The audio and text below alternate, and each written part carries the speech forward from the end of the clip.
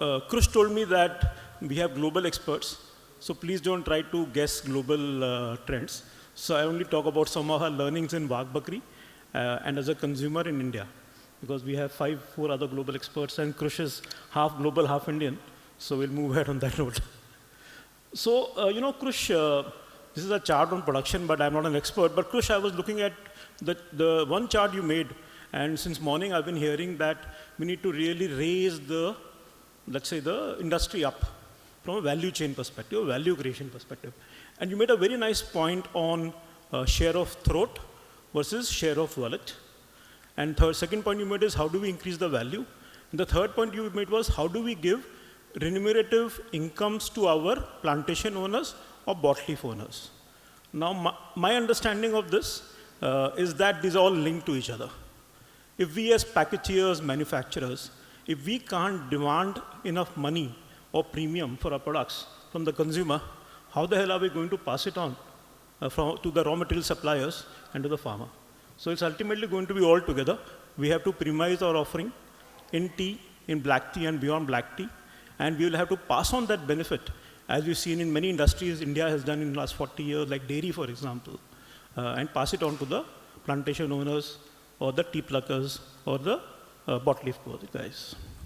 So what I have here is nothing, I'm sorry I don't have any earth-shattering wisdom here, because we all learn from each other, but I thought that as an operator I will share some learnings I have got in the last 1 year working in a 133-year-old company called Wagh Bakri. And this is no means I am boasting that we have done anything great.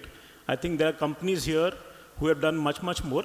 But I wanted to share that as an invitation, saying that these are some learnings I have. If it's useful, please absorb it. Otherwise, please ignore it. So these are 5 trends. I'll sort of straight away jump into that. So the first one, obviously, I think Krush and everybody's talked about cold brews. And I was reflecting on the morning discussion. Since morning, we've been talking about we have to increase consumption. Right? In India, there is a huge gap between production of tea and consumption of tea. But ladies and gentlemen, we are sitting in a country which has 19% penetration of tea, and where every Indian has 2.5 cups of tea. So it's going to be very difficult to increase that 2.5 to 3.5, right? So as Krush was saying, ultimately beverages is a share of throat game. In any day, all of you and me probably have 5 to 6 beverages in a day. Tea, coffee, lassi, chach, water, milk, whatever. So I guess the trick here is basically, let's assume that black tea consumption or penetration will not grow. Let's try to really go hard in the industry to take one more occasion. Replace that cola with a iced tea. Replace something else with a cold beverage. I think that is one way. I know we are all trying, but obviously it's something which is going to take some time for all of us, because it's not because hot tea is an Indian habit and cold beverage with a tea is not. So that could be one way. I'm sharing some work my team has done. And again, please don't take it as something saying that we've cracked the scene. We are very small. But in the first quarter of this year, we have some 50-55 tea launches of Wagh Bakri in some 11 cities. And we launched these bubble teas in our tea launches. And it's so funny, I was looking at some WhatsApp groups and Facebook groups. Do you know in Bangalore city, there is a Facebook group of kids searching where to buy bubble tea. And that has, at last count, nearly 3 lakh kids searching for it. So our young generation that we've been talking about actually wants to let's say, engage with the tea category. It's just that maybe we are speaking a different language and they want a different language. So these are some matcha, etc. But that's not to say that it was just a 1 quarter activity. The second one was health and wellness, and Sharon talked about it. Of course, in India, we have tried green tea for many years. All of us have it. Tata has it. Levers has it. We haven't really cracked the code. I think that it dials up on health, but it doesn't dial up on taste. So I think that's something that maybe the packeteers, the manufacturers have to work on, because in food and beverages, if there's one thing that works, is that taste and health go together. You can't do either of those. You can do taste but without health, but you can't do health without taste. That's something I think that will have to be cracked by the industry. Otherwise, green tea will always remain a very small part of the category. The third one is premiumization and tea cafe culture, and Sharon talked about that. And someone talked about that we have to really make tea sexy. I think a friend from Africa talked about that. And I completely agree with him. So again, just an invitation. We recently launched Wagh Bakri Royale, which is our super premium offering. And we chose to actually launch it in Ahmedabad Fashion Week. So we actually had a ramp walk where we actually had the tea launched. Because the more you speak a different language, the more consumers may gravitate. It's a very small, let's say, idea, but I just wanted to showcase that. And of course, we have these tea cafes. The reason we, and even I think Tata also started that some years back, we started these cafes is because when an Indian thinks about tea, he thinks about tapdi. Tapdi is basically, we all know what tapdi is. It's a 10 rupee tea or a 15 rupee tea.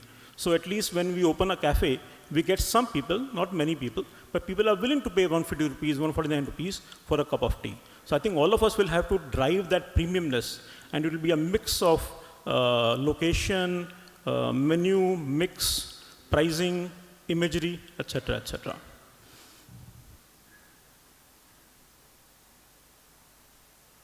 Convenience is another trend because, I mean, obviously in this category itself, we've seen people move from loose to packaged tea. Convenience is a meta trend. People are moving from, let's say, buying loose wheat and then making atta out of it to buying atta to now moving into ready-to-cook chapatis. So convenience is another trend that we have to take more because, I mean, today it's impossible to get domestic help in a metro, right? Servants are impossible to get. Just imagine how time-starved all of us are. And our younger generation is more time-starved. So who has the time to boil tea and drink it? So I think that the entire convenience of instant teas is something that could be a game changer. There is a taste gap that probably exists, but that could be another one. We also have a play. I think all the competitors, all the industry has a play, but it's not very large. So we'll have to continue doing that because ultimately you're able to get a much higher realization per kg of tea from this sort of offering, whether it be a hot water soluble tea or a cold water soluble tea. And lastly, I mean, specialty teas, and again, a lot of people have talked about that.